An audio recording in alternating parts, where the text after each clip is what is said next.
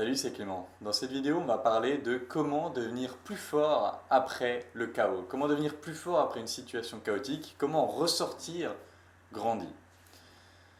Dans une première partie de cette vidéo, je vais vous raconter une histoire issue de la tradition Cherokee. Ensuite, je vais vous partager une méthodologie que j'ai extraite de ça, qui va vous permettre vraiment de sortir de chaque situation chaotique, renforcé, plus sûr de vous, plus en confiance et juste meilleur que ce que vous étiez avant cette situation chaotique.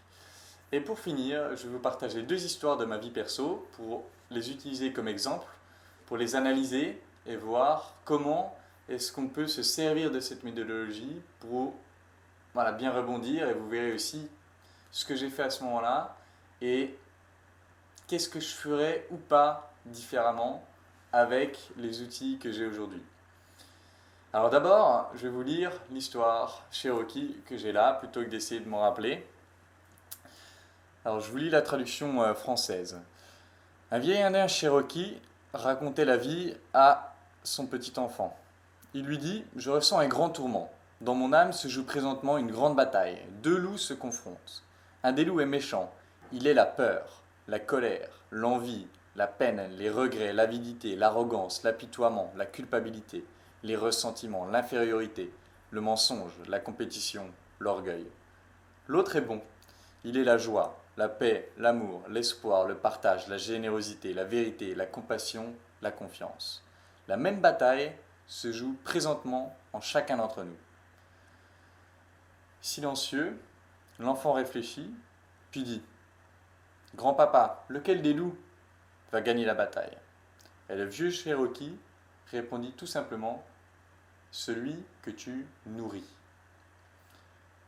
Cette histoire, elle est vraiment hyper forte et pour moi, je préfère, donc là il différencie le loup méchant, le loup bon, et moi je préfère présenter tout ça comme une meute de loups. Que la colère c'est un loup, l'envie c'est un loup, la peine c'est un loup, la joie c'est un loup, l'amour c'est un loup, l'espoir c'est un loup. C'est en fait une meute de loups qui est en vous. Pourquoi est-ce que je préfère faire ça? C'est parce que souvent, peut-être même toujours, mais par précaution je vais dire souvent, en fait on en nourrit plusieurs à la fois dans les différentes situations. Et en fait je voulais d'abord vous donner la méthodologie, mais je vais d'abord vous raconter mes histoires, parce que ça fait plus sens là, tout de suite. Et si ça vous gonfle, vous pouvez sauter directement à la partie méthodologie. Voilà, pour moi c'est important de partager ça, parce que ça permet de mieux voir et ressentir les choses pour vous. Alors la première histoire, c'est une des histoires les plus dures que j'ai eu à vivre. Probablement que ceux qui me suivent depuis longtemps le savent, et pour les autres, ils ne le savent pas. J'étais prof d'anglais avant, jusqu'à juillet dernier. Ouais, jusqu'à juillet, donc pas ce juillet-là de 2015, juillet de 2014. J'étais prof et en même temps, je faisais des vidéos sur Internet du type de celle-là, liées à la séduction, liées aux relations. Et un jour venu, des anciens élèves, donc des élèves d'une année précédente, sont tombés sur une de mes vidéos parce qu'elle avait mis les quelques vues. Certains d'entre eux sont tombés dessus, je ne sais comment. Et ils ont écrit des commentaires en dessous. Ah, comment vous allez, monsieur, vous nous manquez des trucs basiques. Ils s'en foutaient en fait un peu du contenu. Mais le mot a été passé, c'est arrivé jusqu'à mes supérieurs qui ont eu peur, qui sont devenus un peu paranoïaques avec tout ça. Et s'en est suivi une énorme histoire que je vais vous passer parce qu'on s'en fout un peu des détails, mais c'est vraiment devenu énorme. Et j'ai été vraiment présenté comme un dangereux paria, l'homme à éliminer. Et du coup, ils m'ont un peu demandé de choisir entre le coaching et prof. Mais pas tellement, parce qu'au final, ils m'ont dit tu choisis, mais on te vire quand même, quoi. Donc j'ai été viré. Donc ce que je voulais dire dans cette histoire, c'est qu'en fait j'ai été présenté face à un choix à ce moment-là. Parce qu'ils ont fait des choses illégales pour me virer, j'avais la possibilité de récupérer ce job et si je faisais un recours, j'étais sûr de l'avoir. Et j'étais face à un choix. Est-ce que je veux retourner dans ce milieu-là et me priver des choses qui sont importantes pour moi, des vidéos de coaching que je faisais, ou est-ce que je veux prendre le risque de poursuivre cette carrière plus hasardeuse, mais qui a plus de sens pour moi. Et à l'époque, voilà, c'est comme ça que je l'interprétais. Je ne voyais pas forcément l'histoire sous le prisme des loups, comme je vais vous la partager maintenant. Donc j'ai choisi, puisque je suis devant vous, de suivre la voie du courage, on va dire, et d'aller vers ce qui me semblait plus fort. Et si maintenant je dois le réinterpréter sous le prisme de quel loup est-ce que je nourrissais, je dirais que vraiment ces vidéos de coaching que j'ai faites, cette chaîne que j'avais, c'était je nourrissais le loup de l'amour, je nourrissais le loup de l'espoir, je nourrissais le loup du partage. C'est parce que j'avais vécu des choses très difficiles que j'avais envie de partager des solutions que j'ai utilisées pour m'en sortir. Je nourrissais vraiment le loup de l'amour.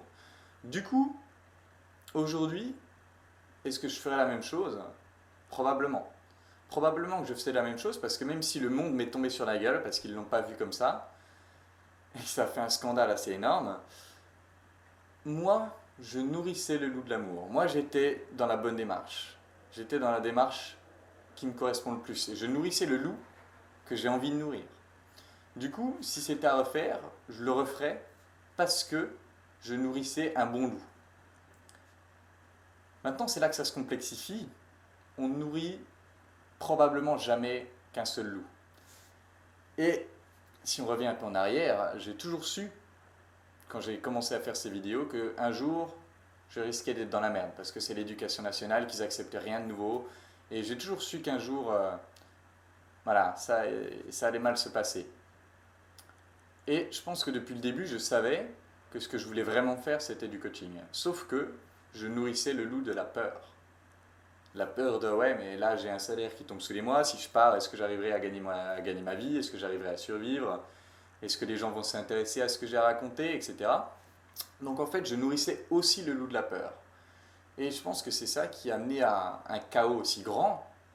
C'est parce que je nourrissais les deux. Donc si c'était à refaire, certes, j'irais quand même vers la carrière de coach, mais je serais parti avant, bien avant, et de moi-même. C'est-à-dire que je n'aurais pas nourri le loup de la peur. Je suis resté par peur. Bon, j'adorais aussi mes élèves et j'ai passé vraiment une super deuxième année. Et tous les gens du collège, enfin, c'était vraiment top. Mais je nourrissais le loup de la peur en ne partant pas. Du coup, si c'était à partir, si c'était à refaire, je partirais de nouveau. Sauf que je partirais en ne nourrissant que le loup de l'amour. Mais bon, ça, je ne le savais pas à l'époque. Donc j'espère que cette histoire vous a déjà permis de voir comment est-ce que vous pouvez utiliser les loups pour analyser la situation et faire le bon choix. Et faire le choix du développement, faire le choix qui vous nourrira sur le long terme et faire le choix qui vous rendra fier, qui vous fera vous sentir bien. Maintenant, deuxième histoire. Ça s'est passé hier, et c'est ça qui m'a amené aussi à cette réflexion. J'ai eu un gros clash avec ma copine. Et ça m'a amené à me poser plein de questions sur la manière dont j'évoluais dans cette relation. Et je pensais que j'étais uniquement dans cette relation en nourrissant le loup de l'amour. C'est-à-dire, ouais, je fais ça pour moi, pour elle, pour nous, par amour. Mais je me suis rendu compte, et c'est une autre vidéo que je vais faire probablement juste après, que je nourrissais aussi le loup du désir. Le désir, c'est celui qui veut transformer une situation pour la faire correspondre à sa propre vision.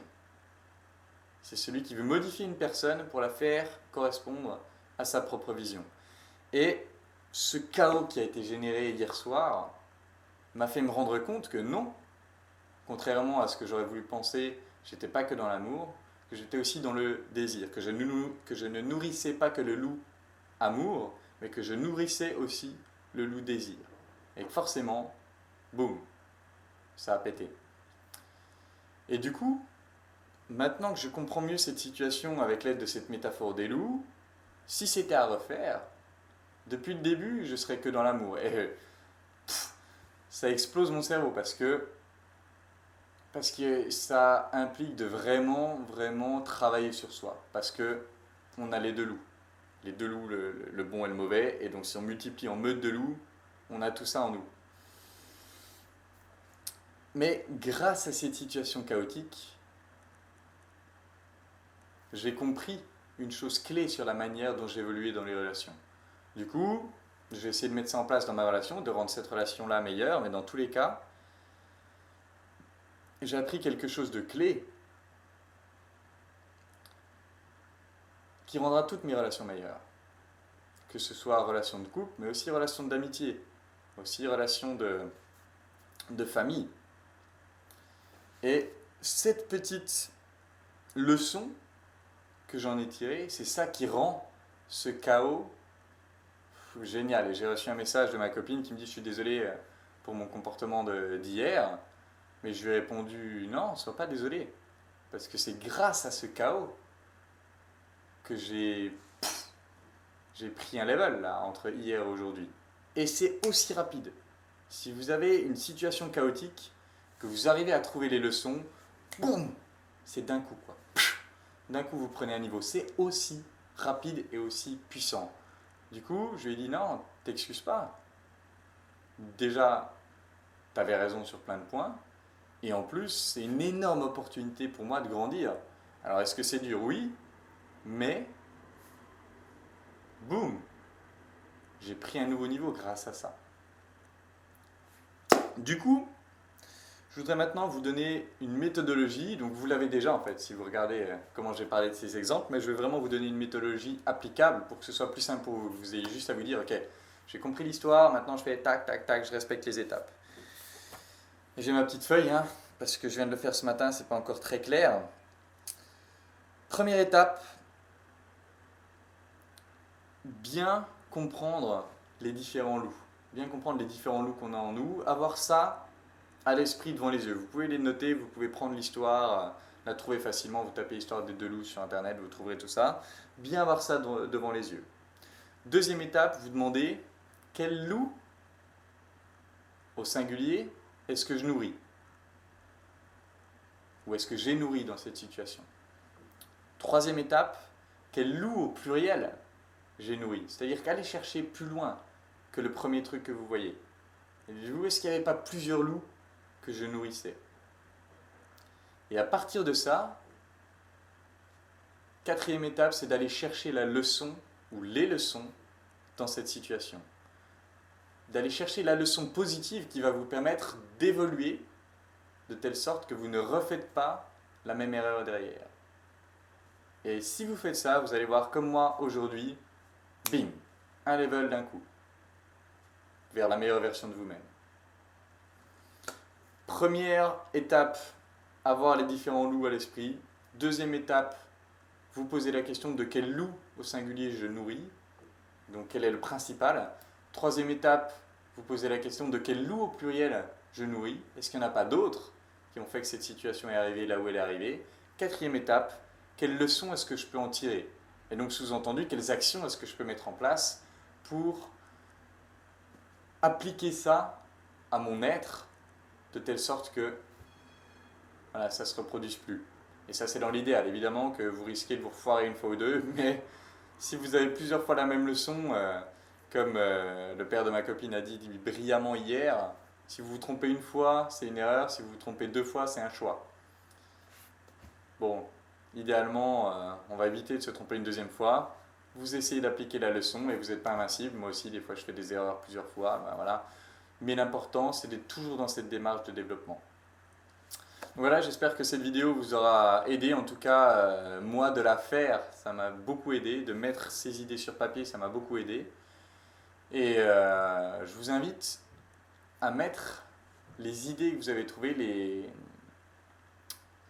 les réponses et les solutions et les leçons que vous avez trouvées, de les mettre par écrit quelque part où vous pouvez les revoir régulièrement. Parce que c'est facile de trouver la leçon, enfin c'est facile, c'est possible de trouver la leçon sur le moment, mais de l'oublier ou de ne plus arriver à la mettre en place. Si vous l'avez régulièrement devant les yeux, vous allez vous éviter ou diminuer largement vos chances de refaire la même connerie. Voilà, si cette vidéo vous a aidé, si vous pensez qu'elle peut aider quelqu'un d'autre, pensez à lui envoyer par message privé. Je dis message privé parce que c'est une chaîne de séduction et que j'imagine que pour la plupart des gens qui ne savent pas ce que je fais, ça peut être un peu douteux. Donc envoyez-leur un message privé, partagez tout ça et n'hésitez pas à mettre un petit pouce bleu, à m'encourager, à vous abonner à la chaîne et En attendant, je continue d'essayer de tirer mes propres leçons, de vous les partager. Et je prépare un truc pour février, une sorte de programme où je vais apporter un gros bloc qui va vous permettre de vous développer, de passer au niveau supérieur. Et je vais essayer de créer dans le réel cette nation des 3% pour qu'on soit tous ensemble dans un état d'esprit de développement et dans une situation d'entraide. Et voilà, grandir tous ensemble en même temps. Parce que parfois, tout seul, c'est difficile. On a beau avoir toutes les ressources, on a beau avoir tout à disposition, parfois, tout seul, c'est difficile. Et ça aide d'avoir un feedback, un regard extérieur, que ce soit celui d'un coach, que ce soit celui d'un compatriote de la nation, que ce soit celui d'un ami, d'une personne lambda, ça aide vraiment. Voilà, j'essaie de mettre ça en place, de mettre mon cœur dans l'ouvrage, de faire ça pour... alors la date prévue c'est le 7 février, j'espère que je vais arriver à le faire pour le 7 février, si c'est plus tard, désolé, ce sera plus tard. Et voilà, en attendant, je vous embrasse et je vous dis à bientôt.